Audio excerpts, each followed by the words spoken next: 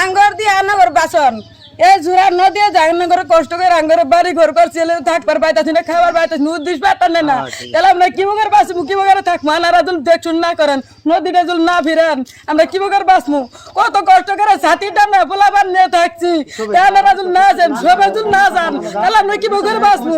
আঙ্গর বাঁচান কি বকার বাঁচাবেন নিয়েছে আপনাদেরকে ইতিমধ্যে দেখালে ক্যামেরা মেনে দেখালে যে রাস্তাটো যোৱাকালি ঠিকই আছে আজি কিন্তু ৰাস্তা নাই এটো আজি ৰাতিৰ ভিতৰতে ৰাস্তাটো ভাঙি দিছে ঘৰৰ মালিক হয় সিহঁতৰ লগত অলপ কথা পাতিবলৈ চেষ্টা কৰিম আপুনি পোনে পোনে ঠাই থাকক কেমেৰামেন দেখাই থাকিব আচ্ছা খুৰা আপোনাৰ যে ঘৰটো ভাঙি ল'লে সেইটো কিয় কাৰণে ঘৰটো ভাঙি আছে আপুনি এই টাংনি নদীয়ে গৰাখনি ৰাস্তাটো ভাঙি আচ্ছা টাংনি নদীটো আপোনাৰ কোনফালে আহিছে টাংনি নদীখন কোনফালে আহিছে আপোনালোকৰ মোৰ ঘৰৰ ফালে আহিছে আচ্ছা এইটো যে ৱাৰ্ডটোৰ নাম কি ৱাৰ্ডটোৰ নাম ক'ব পাৰিব 1 নম্বৰ বৰুৱাজাৰ 1 নং বৰুৱাজাৰ আপোনালোকে শুনি আছে 1 নং বৰুৱাজাৰ আপোনাৰ টাংনি নদীখনে ভাঙি লৈ গ'ল 3 নম্বৰ ৱাৰ্ড 1 নং বৰুৱাজাৰ 3 নম্বৰ ৱাৰ্ড টাংনি নদীখনে ভাঙি লৈ গ'ল সিহঁতৰ এই চাই আছে এই আমি আৰু মানুহ লগত আগতে মোৰ ইয়াতে 2 বিঘা মাটি আছে আগতে ঘৰ আছিল ইয়াতে ইয়াৰ পৰা ভাঙি দিলে আকৌ ইয়াতে বেলেগৰ মাটি টানি আহি কিনে ঘৰ বনালো আৰু এটোও ভাঙি লৈ যায় আছে এতিয়া আপুনি চাওক এতিয়া আমাৰ মাননীয় মুখ্যমন্ত্ৰী সাহেব আছে ভাঙি আহি আছে নদীটো বান্ধি দিব লাগে এটো মোৰ এটা ৰিকুৱেষ্ট ঘৰৰ মানুহজনে কৈ আছে যে আমাৰ হিমন্ত মামা ডাঙৰীয়া এতিয়া এটাই ৰিকুৱেষ্ট কৰিছে যে নদী খোৱা বান্ধটো যদি অলপ বান্ধ নিৰ্মাণৰ কামটো অলপ কৰি দিয়ে সিহঁতে ৰাইজে অলপ সুখী হৈ যাব সিহঁতে আকৌ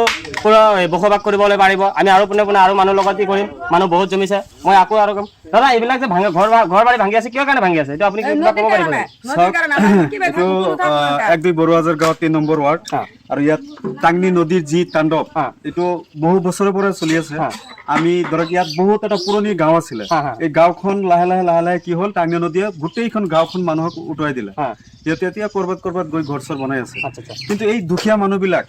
আজি যি এই টাংনি নদীৰ যি তাণ্ডৱ বা যি গৰখনীয়া যিভাৱে ভাঙি আছে আপোনালোকে ইতিমধ্যে দেখালে কেমেৰা মেনে দেখালে যে ৰাস্তাটো যোৱাকালি ঠিকই আছে আজি কিন্তু ৰাস্তা নাই এটো আজি ৰাতিৰ ভিতৰতে ৰাস্তাটো ভাঙি দিছে কিন্তু এটা যি দেখা গৈ আছে এই ঘৰখনো আজি ভাঙিব লগা হ'ব পাৰে আমিও দেখা পাইছো ৰাস্তাখন নাইকা হৈ আছে দুখীয়া মানুহবিলাকে যেতিয়া অলপ মাটি ইয়াত লৈ ঘৰ চৰ বনাই আছিলে এতিয়াতো যেতিয়া যদি আমি আৰু এটা কথা শুনা পাইছো যে হেতু ঘৰৰ মহাজন যোনটো আছে এই দুখীয়া মানুহবিলাকে হেতু ঘৰৰ মহাজন যোনটো আছে হেতে বেলেগৰ মাটিত আহি কিনে বসবাস কৰি আছে বুলি হেতু কিমান আছে নাই এখেতেৰ ঘৰ তাতে আছিলে তাত আগতে টাংনি নদীত আছিলে নদীয়ে লৈ যোৱাৰ পিছত ইয়াত অলপ জাগা দিছে দিয়াৰ পিছত এতিয়া যি দেখা গৈ আছে 2-3 দিনৰ ভিতৰত এই জাগাখিনিও ভাঙি লৈ যাব যেন উপহম হৈছে আমাৰ হেতু কাৰণে ঘৰ বাৰী ভাঙি লৈ কিনে ইয়াৰ পৰা গুচি গৈছে এতিয়া ইয়াৰ পৰা বেলেগত যাব লগা হৈছে আৰু এতিয়া অকল এখেতে নহয় ইয়াৰ লগত আৰু দুখীয়া মানুহ আছে আমাৰ এজন ইয়াত কিমান মানুহৰ ঘৰ আছে আপুনি ক'ব পাৰিব জানো ইয়াততো প্ৰায় আপোনাৰ 20-30 ঘৰ মানুহ আছিল আৰু এটা দেখা পাইছো আমাৰ এই আগত আৰু এখন বহুত পুৰণা এলপি স্কুলখন আছিলে তো এলপি স্কুলখন ইতিমধ্যে যাও অৱস্থা আপোনালোকে চালে আমি দেখা পাইছো আধা গুচি গৈছে টাংনি জৰা আধা গুচি এলপি স্কুল এই এলপি স্কুলখন যোৱা বছৰ আমাৰ গাৰ্জিয়ান মন্ত্ৰী চন্দ্ৰমোহন পাটোৱাৰী ডাঙৰীয়া ইয়াত আহিছিলে আমি সব ৰাইজক কমপ্লেইন দিছিলো অনুৰোধ কৰিছিলো যে কিবা এটা কৰিব লাগে কিন্তু যি দেখা পালো আজিলৈকে কোনো ধৰণৰ ইয়াত সা সুবিধা কৰা নাই এতিয়ালৈকে নদীয়ে যি মানে ভাঙি আছে এতিয়ালৈকে কোনো ধৰণৰ কোনো প্ৰটেকশ্যন আমাৰ অসমৰ দলগাঁও সমষ্টিৰ বিধায়ক মুজিবুৰ ৰহমান চাহাবক আপুনি কি ক'ব খোজে তো মই এইটোৱে আহ্বান বা অনুৰোধ কৰিব বিচাৰো যে আমাৰ বিধায়কজনে ইয়াত আহিব লাগে আৰু আমাৰ সিচুৱেশ্যনটো চাই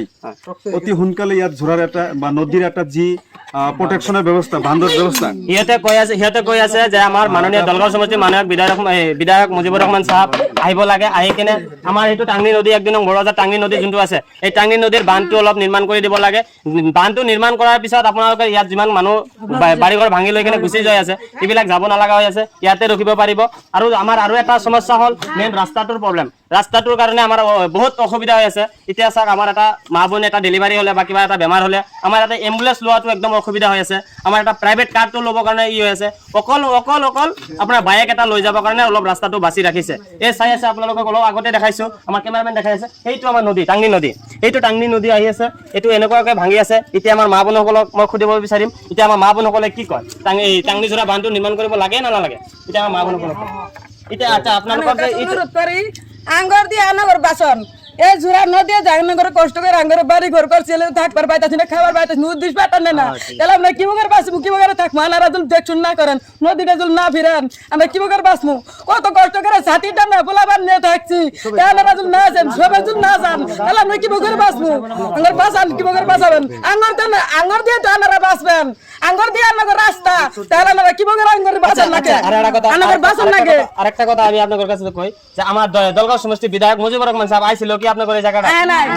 একটা মানুষ না উদ্দেশ্য পাঠা কেউ না আমরা কি বকার বাঁচবো তাহলে চাকিতে আপোনালোকে চাই আছে আমাৰ এই মাবনগলে কৈ আছে দলগাঁও সমষ্টিৰ জন বিধায়ক আছে 1 নং বৰুৱাজাৰ এতিয়ালৈকে অহা নাই হ্যাঁ এতিয়া আমাৰ মাবনগলে কৈ আছে যে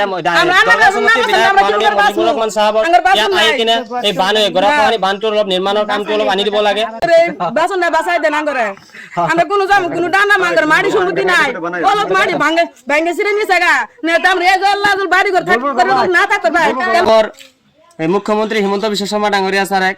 বাৰ অনুৰোধ কৰি আপুনি একবাৰ আহি কেনে এইফালে অলপ চাই যাব কাৰণে মানুহ অলপ পঠাই দিয়ক আৰু আমাৰ টাংনি নদীখন বান্ধ দিবলৈ এটা ব্যৱস্থা কৰি দিয়ক আমি এইটোৱে আপোনাক আহ্বান জনাইছো এই চাওক মানুহগিলা যে ঘৰ বাৰী ভাঙি লৈ কেনে গুচি গৈ আছে সিহঁতৰ নাই নিজৰ মাটি নাই নিজৰ আৰু একো সিহঁতে বেলেগৰ মাটিত থাকে 2 বছৰ আগত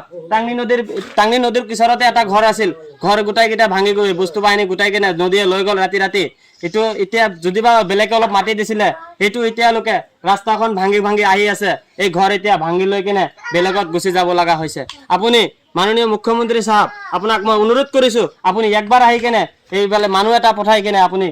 নদীখন বান্ধ দিবলৈ এটা কৰক আমাৰ ইয়াত মাননীয় মুজিবুৰ ৰহমান সাহেবক অনুৰোধ কৰিছো আপুনি একবাৰ আহি কেনে আমাৰ টাংনি নদী বানৰ অলপ বিধি ব্যৱস্থা কৰি দিয়ক